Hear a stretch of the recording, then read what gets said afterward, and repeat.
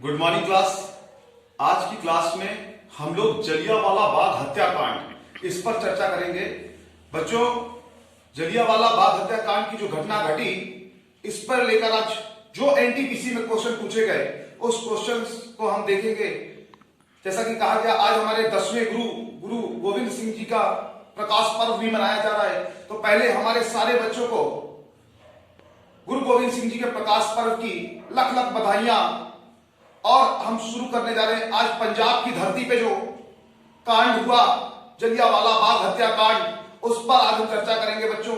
तो यहां सबसे पहले हम लोग बच्चों देखेंगे रोलेट एक्ट। रोलेट एक्ट क्या था? रोलेट एक्ट भारतीयों के मौलिक अधिकारों का हनन। बच्चों, मैं बताना चाहता हूं आपको कि सिडनी रोलेट, इनकी अध्यक्षता में एक एक्ट पास हुआ था कि किसी भी भारतीय को संदेह के बेसिस पे गिरफ्तार कर लिया जाएगा। 10 दिसंबर 1917 को यह रोलेट एक्ट, जो सिडनी रोलेट की अध्यक्षता में पंजाब और पूरे भारत पर लागू किया गया था।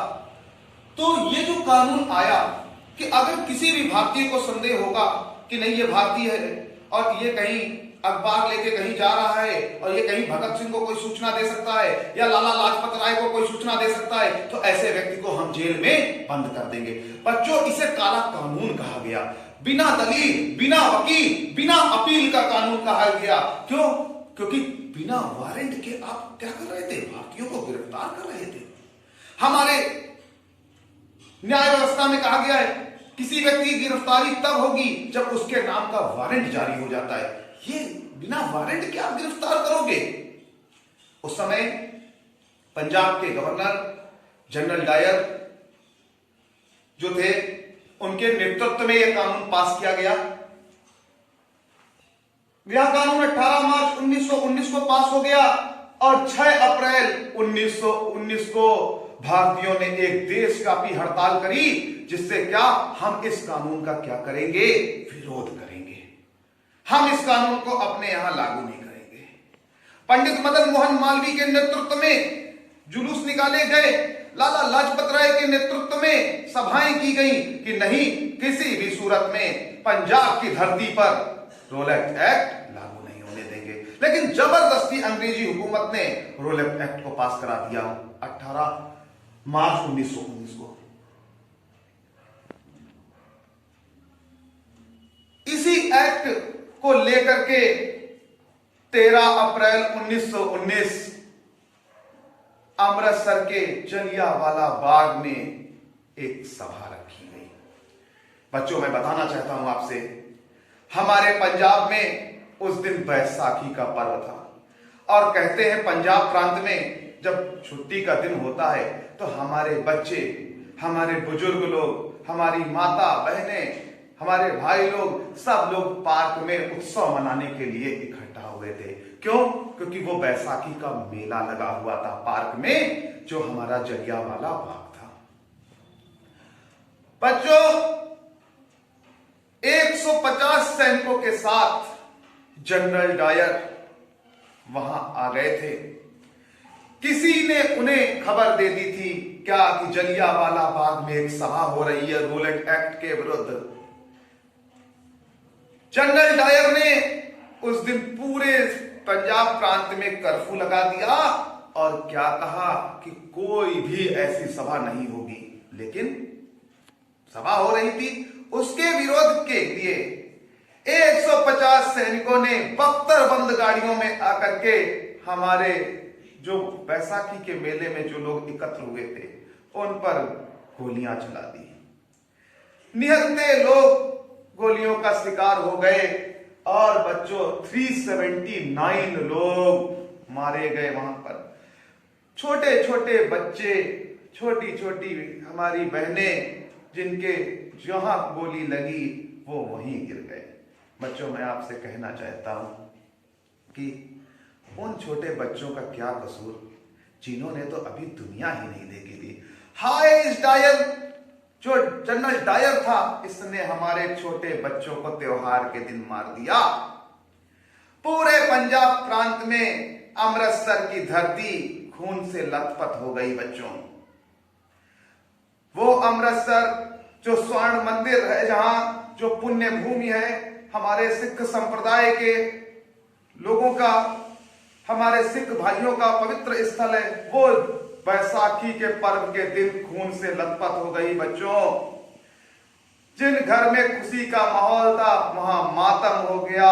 इस जनरल डायर ने देश के त्योहार वाले दिन बड़ा खून खराबा कर दिया था बच्चों। पंजाब में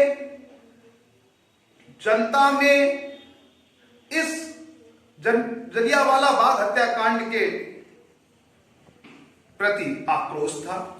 पंजाब में मार्शल लॉ लगाया गया। 1 अक्टूबर 1919 को सरकार ने हंटर आयोग का गठन किया। देश में हंटर कमीशन आया। ऊधम सिंह इस जलियांवाला बाग हत्याकांड के साक्ष्य गवाह थे।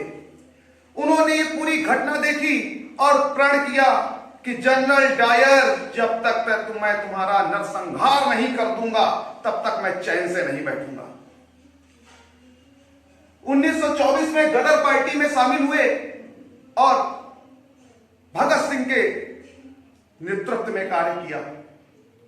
13 मार्च 1940 को कैक्सटन हॉल लंदन में जनरल डायर एक सभा आयोजित की गई, जहां पर जनरल डायर मुख्य अतिथि के रूप में आने थे। ऊधम सिंह के मन में एक विचारधारा थी कि भरी सभा में हमारे लोगों को गोली मारी थी जनरल डायर ने और अपने सैनिकों के साथ। भरी सभा में ही जनरल डायर, मैं तुम्हें भी गोली मारूंगा। और बच्चों 13 मार्च 1940 को जब ये सभा में बोल रहे थे, उस समय ऊधम सिंह अपनी किताब के अंदर गोली रखे हुए थे और बंदूक से 3 गोलियां उनके सीने पे उतार दी गई। और उसके बाद हमारे वीर ऊधम सिंह ने अपना आत्मसमर्पण कर दिया।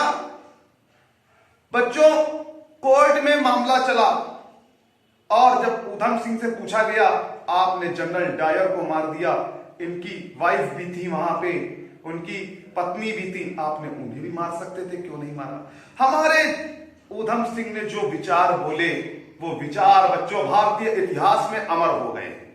हमारे ऊधम सिंह जी ने कहा, हम भारतीय लोग हैं और हमारे भारतीय जो हमारा समाज है, भारत में जो समाज है, वो समाज हमारे यहां स्त्रियों की पूजा करता है। हम स्त्रियों पर हथियार चला दें, ये हमारे लिए न्याय की बात नहीं होगी। इसलिए हमने जनरल डायर की पत्नी को नहीं मारा। ये वचन सुनकर के जो जज थे वो भी नतमस्तक हो गए ऊधम सिंह के आगे। और बच्चों 31 जुलाई 1940 के दिन ऊधम सिंह को लंदन में फांसी दे दी गई। तो आज आपने ऊधम सिंह के बारे में देखा, जलियांवाला बाग हत्याकांड के बारे में देखा। बच्चों, ऐसे ही महत्वपूर्ण सब्जेक्ट जो भी हैं उन पर हम अपने वीडियो लाते रहेंगे। और आपको कोई भी वीडियो जो आपके लिए महत्वपूर्ण है, आप कमेंट सेक्शन में हमें लिख सकते हैं। हम उस पर वीडियो के माध्यम से आपको पढ़ा सकते हैं।